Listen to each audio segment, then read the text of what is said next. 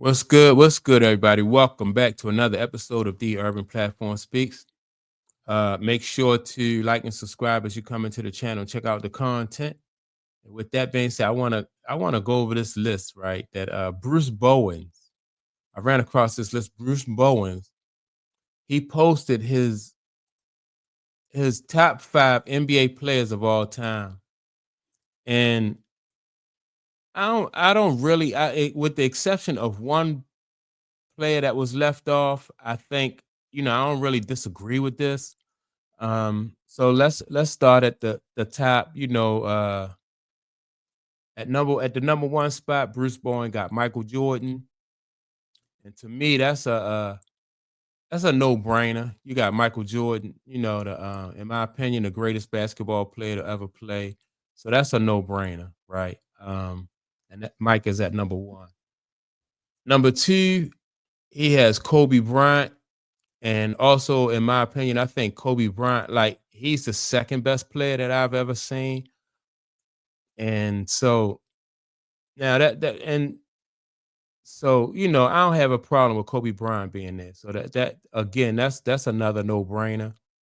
But now, when I say that Kobe Bryant is the second best player that I've ever seen, and Mike is the first, I realized that I started watching basketball or following basketball like in the 80s, like 1980, 79, 80, when Larry Bird and Magic Johnson came into the league. So I only go back that far. I never had the opportunity to see Bill Russell um, play, or Wilt Chamberlain, or Jerry West, or Oscar Robbins.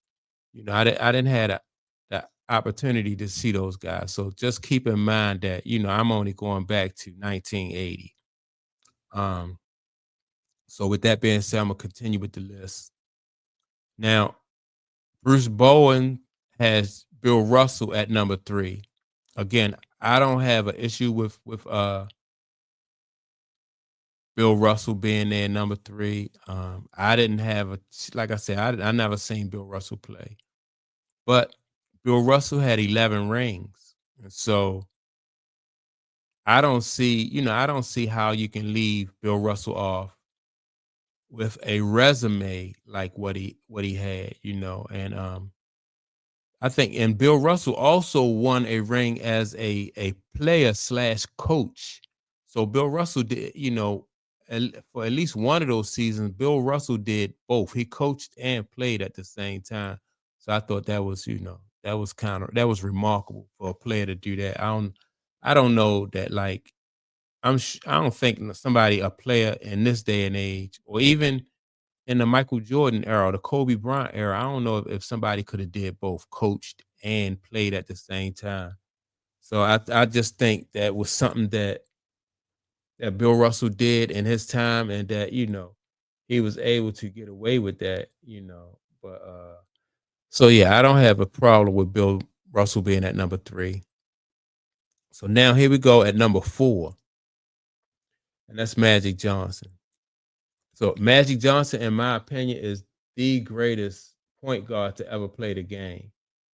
Um, I can't think of another point guard like who even come close to touching Magic Johnson, far as being the greatest in the game. You got some guys that is close to him,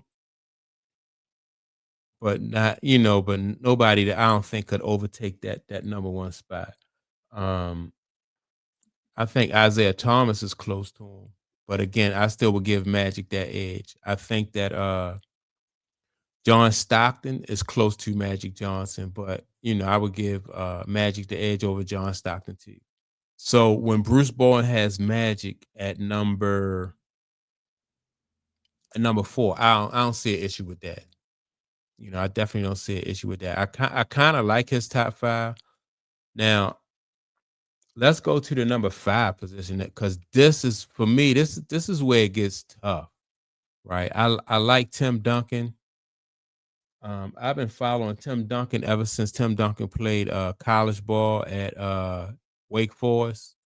Always liked this game. And in my opinion, Tim Duncan had an excellent NBA career.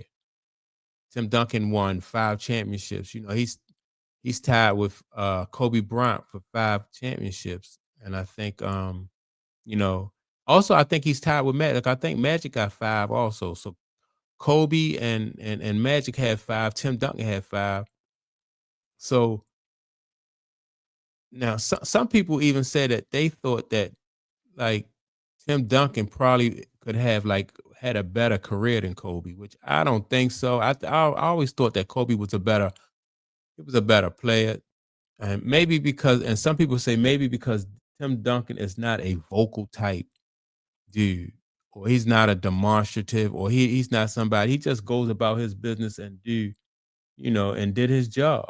That was it. You got he just gave you quiet leadership, so to say. But and Tim Duncan is at number 5. But somebody who was left off, who I think should have been on here, was Shaquille O'Neal. I think that Shaquille O'Neal, for as dominant as Shaquille was, I think on my top 5. Now I know this is Bruce Bowen's top 5, but on my top 5, I definitely would have had Shaquille O'Neal on there. You know, now Bruce Bowen, he did play on the same team with Tim Duncan, and that's not to say that he's showing favoritism, but just a reminder that Bruce Bowen played with Tim Duncan.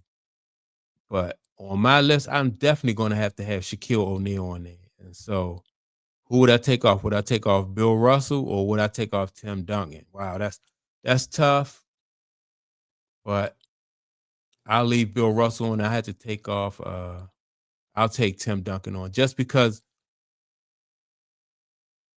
you know how dominant Shaq was. Like when Shaq was at his peak, I don't think there was nobody in the league who could just he was just too dominant. I don't think there was anybody in the league who could really do anything with Shaq. So with my top 5, that's the only place where I disagree with Bruce Bowen is with the Tim Duncan. I know a lot of people like Tim Duncan. As a matter of fact, I like Tim Duncan.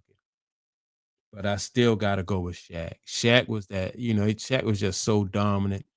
And when he was at his peak, man, he was just unstoppable. He's just an unstoppable force. So, but other than that, I don't have an issue with this